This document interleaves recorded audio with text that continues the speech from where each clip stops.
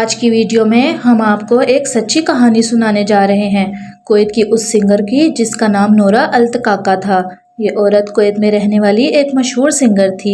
بڑے بڑے wedding events میں اس سنگر کو بلایا جاتا تھا اور یہ اپنے بینڈ کے ساتھ شادیوں میں شرکت کر کے گانا گاتی تھیں، مگر پھر اچانک سے اس عورت نے گانا گانا چھوڑ دیا۔ نورا التکاکا نے کچھ عرصہ پہلے ایک انٹرویو دیا تھا جس میں نورا نے اپنے ساتھ ایک شادی میں پیش آنے والا خوفناک واقعہ سنایا۔ اس واقعے کو جس نے بھی سنا خوف کے مارے وہ کانپ اٹھا۔ کون ہے نورا التکاکا؟ ایسا کون سا خوفناک واقعہ پیش آیا کہ اس عورت نے ہمیشہ کے لیے گانا گانا ہی چھوڑ دیا؟ یہی آپ جانیں گے آج کی ویڈیو میں۔ ریئل سٹوریز کی ویڈیوز میں ایک بار پھر سے خوش آمدید۔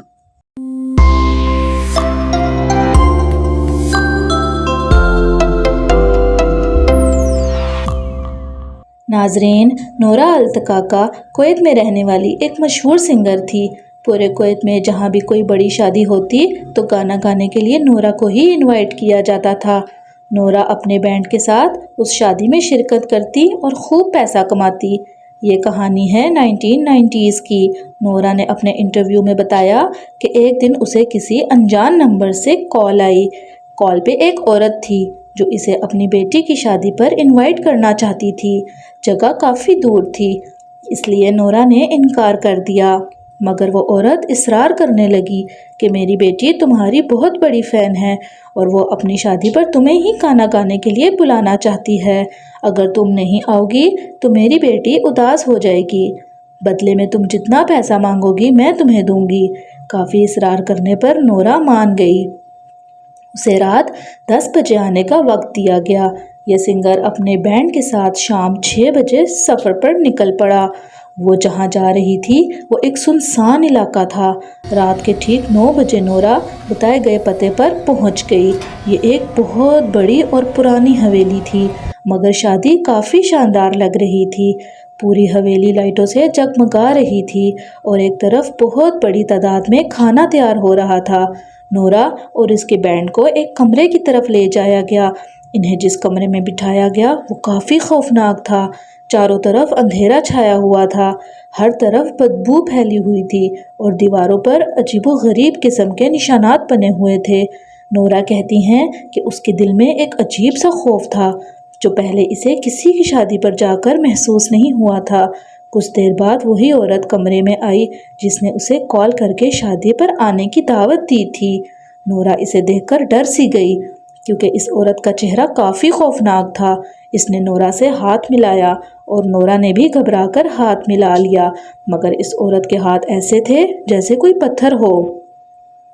جب وہ عورت باہر گئی تو نورا کا بینڈ اس سے کہنے لگا انہیں اس گھر میں خوف محسوس ہو رہا ہے۔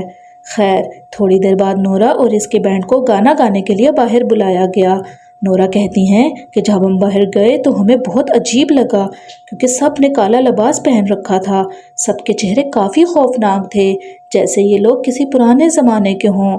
جیسا ہی نورا نے گانا گایا شروع کیا تو شادی میں موجود سب لوگ عجیب طریقے سے ڈانس کرنے لگے۔ انہیں دیکھ کر نورا اور ان کا بینڈ کافی گھبرا گئے۔ جب نورا اور اس کے بینڈ کی نظر ان لوگوں کے پاؤں پر پڑی تو ان کے تو جیسے ہوش ہی اڑ گئے کیونکہ ان لوگوں کے پاؤں ٹیڑھے تھے۔